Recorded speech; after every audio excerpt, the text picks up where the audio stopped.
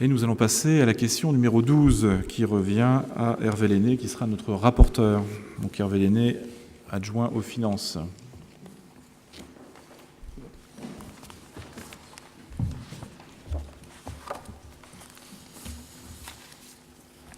Je suis désolé, ça va être long. La détermination des résultats s'effectue à la clôture de l'exercice au vu du compte administratif.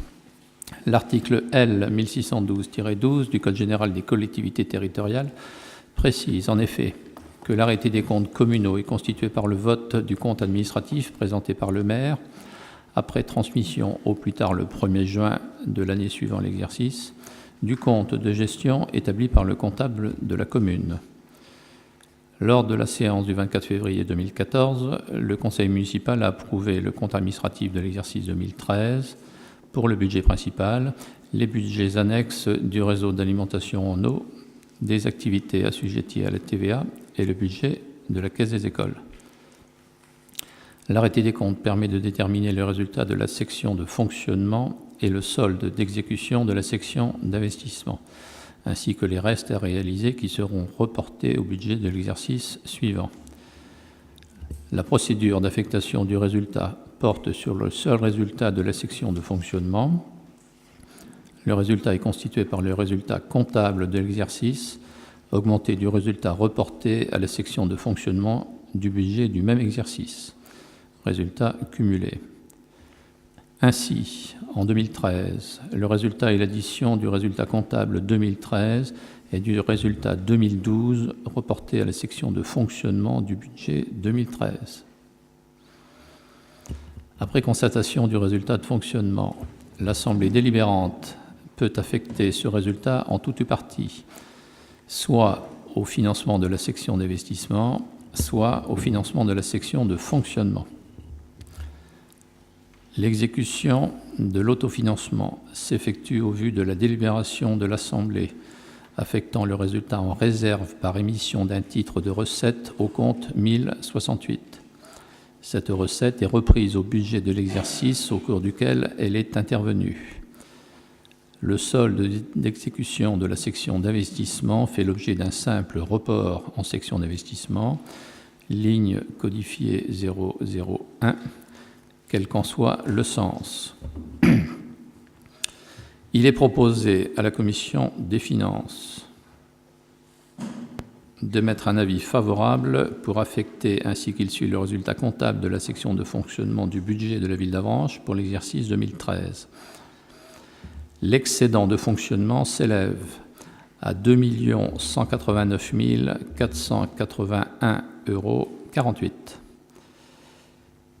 Après avis de la Commission des finances, il est proposé au Conseil municipal d'affecter cet excédent en section d'investissement sur l'exercice 2014 à hauteur de 850 000 € pour couvrir le besoin de financement de cette section.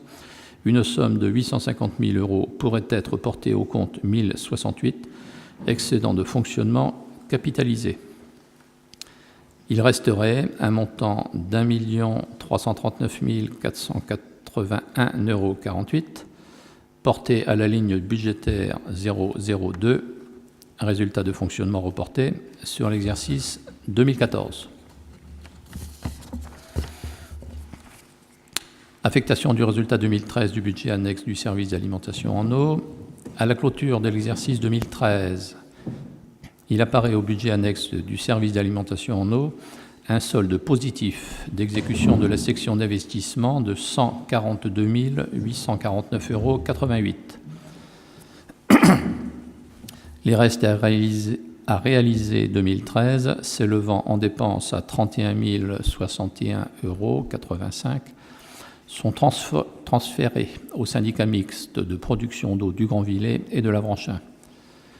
La section d'exploitation dégage un excédent de 17 145,91 €.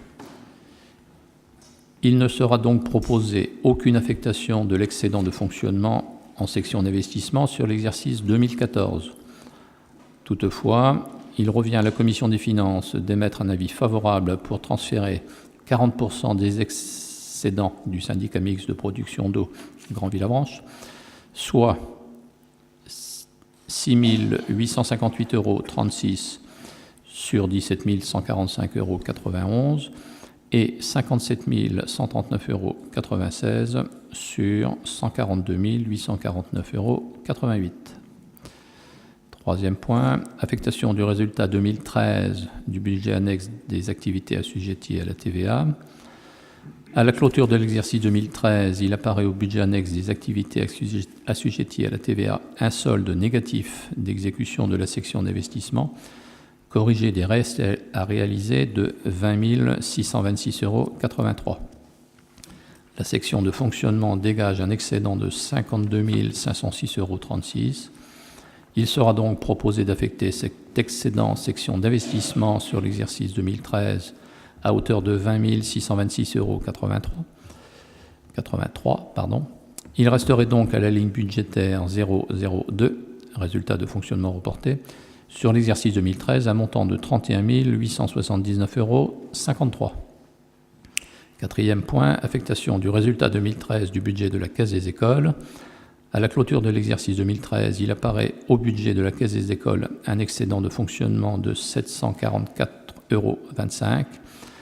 Après avis de la Commission des finances, il est proposé au Conseil municipal de reporter en section de fonctionnement sur l'exercice 2014 l'excédent de fonctionnement de l'exercice 2013 en résultat de fonctionnement reporté, ligne budgétaire 002, soit 744,25 €.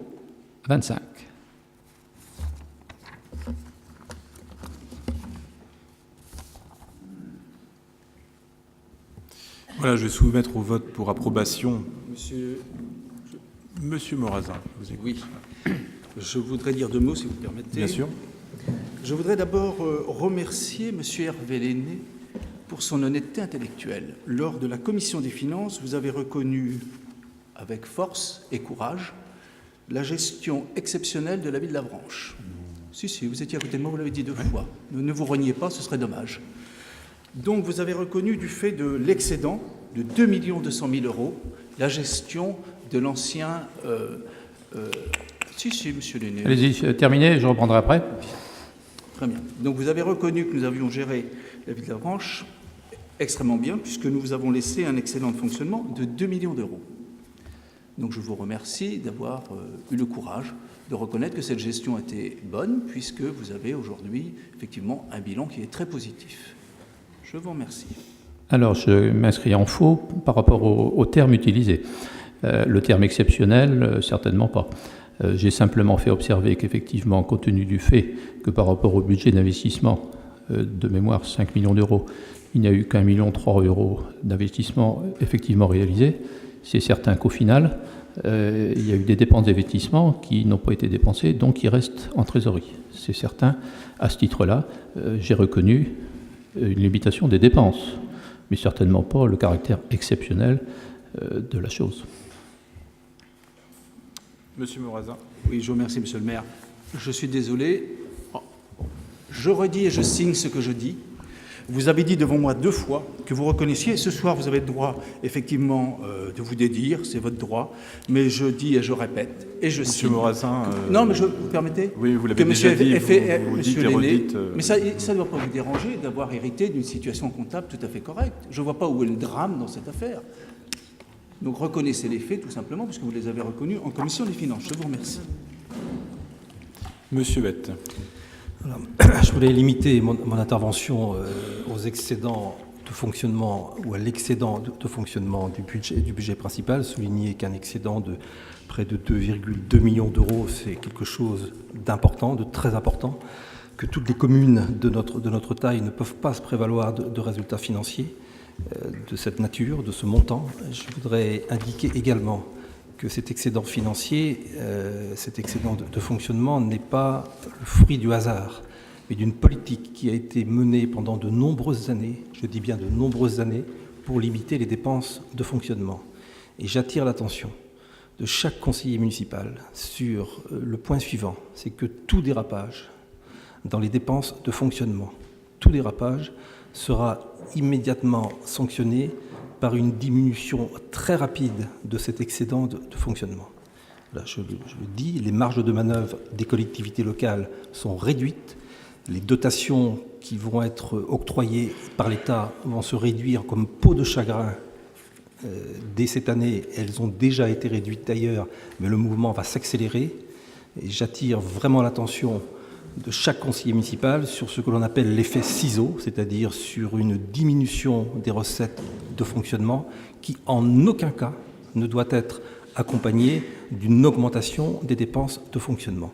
Et un certain nombre de choses que j'ai pu entendre depuis quelques semaines me font malheureusement craindre le contraire, puisque je crains, mais on y reviendra tout à l'heure, que les dépenses de fonctionnement de la ville vont augmenter, alors que nous n'avons pas les moyens d'augmenter les dépenses de fonctionnement de la ville, et donc l'excédent de fonctionnement, qui est très important, risque de fondre très rapidement. Vous êtes devin, c'est bien. Nous allons passer à la question numéro 13. Oui, pardon, excusez-moi. Oui, pardon, il faut effectivement voter. Oh là là. On vote globalement donc ces affectations des résultats de l'exercice 2013. Donc qui... Oui, non, je pense que... Je pense qu'il faut voter les budgets, pas globalement, individuellement. Il y a des budgets annexes. C'est la règle. Ils doivent être différents du budget principal.